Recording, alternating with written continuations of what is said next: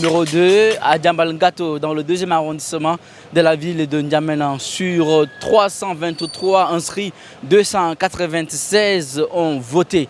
Mais il est important de préciser que sur les 296, il y a aussi les nomades dont une liste d'émargement a été ouverte pour leur permettre d'effectuer leur droit civique. Il faut préciser que c'est dans ce bureau de vote que le candidat Mahamat Idriss Déby Itno a effectué son devoir civique très tôt ce matin, ce qui a donc lancé le début en tout cas des votes. En tant que citoyen tchadien, je suis satisfait. Vous savez, nous on a commencé depuis hier, on a fait le tour des casernes. On a aussi nos points focaux qui sont dans les différentes provinces qui ont fait un travail remarquable. Hier, les forces de défense et de sécurité ont voté massivement. Je ne sais pas à qui ils ont voté, mais ils ont voté massivement. Les dépouillements se poursuivent, ce qui va donc marquer la fin de ce moment de vote, de cette journée de vote du 6 mai 2024 qui marque donc officiellement le retour à l'ordre constitutionnel au Tchad après la mort du maréchal Idriss Déby Itno qui a marqué une phase de transition de 3 ans qui s'achève donc aujourd'hui. 18 h et dans les différents bureaux de vote, l'heure est effectivement au dépouillement Hamid. Ici au carré 1 de Chagwa dans le 7e arrondissement, l'on dénombre 114 votants, dont 86 personnes inscrites et 28 nomades, selon le président de ce bureau. Et bien sûr, Hamid, c'est au vu et au su de tous les électeurs de cette zone que cette importante partie de cette date historique s'est faite. Mais les Tchadiens devront attendre la date, selon l'Agence nationale de gestion des élections, pour le résultat final. Oui, Hamid Hissène, nous sommes à Kabalaï, surtout dans le 3e arrondissement situé au cœur de la capitale. Comme vous le voyez, c'est déjà l'heure du déploiement pour ce grand jour, c'est-à-dire 6 mai 2024, ou tant attendu par les Tchadiens. Ce jour où les Tchadiens ont décidé de répondre présent aux urnes afin d'exprimer leur devoir citoyen. Et comme vous l'aurez constaté, depuis le matin, ils sont là. Ils sont là rien que pour voter le candidat de leur choix. Et le moment tant attendu est arrivé. Le suffrage dans ce carré numéro 1 du 3e arrondissement, bien sûr. Nous avons sur la liste d'électeurs, les listes, c'est-à-dire les candidats inscrits. Le nombre d'électeurs est de 3474 électeurs inscrits. Votants 616 votants, bulletin nul 16.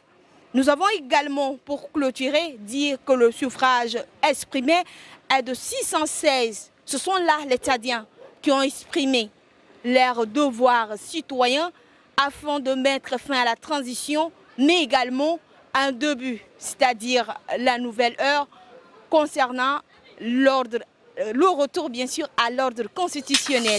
Comme tout autre citoyen, ce matin, le président du Conseil constitutionnel, Maître Jean-Bernard Padaré, a accompli son devoir civique. Et c'est au bureau de vote numéro 2 de Djabalbar, dans le 2e arrondissement, qu'il a voté en tant que citoyen et conseiller à l'Observatoire. Vous savez que conformément au code électoral, les membres du Conseil constitutionnel sont superviseurs. Superviseurs, y compris les magistrats de l'ordre judiciaire. Donc je suis venu accomplir mon devoir de citoyen. Et de ce pas, je vais continuer à faire le tour, puisque c'est moi qui m'occupe de la ville de N'Djamena avec 54 autres magistrats. Donc nous allons faire le tour pour vérifier si les choses sont régulièrement faites. Je constate ici que c'est le cas, puisqu'il y a l'urne qui est bien disposée, où il peut exercer librement son devoir de citoyen.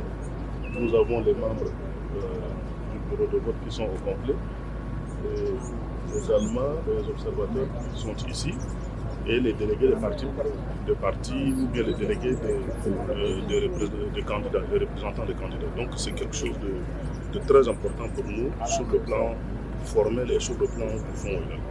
Cette étape marquée par la présidentielle vient ainsi clore la phase de la transition et annonce le retour à l'ordre constitutionnel.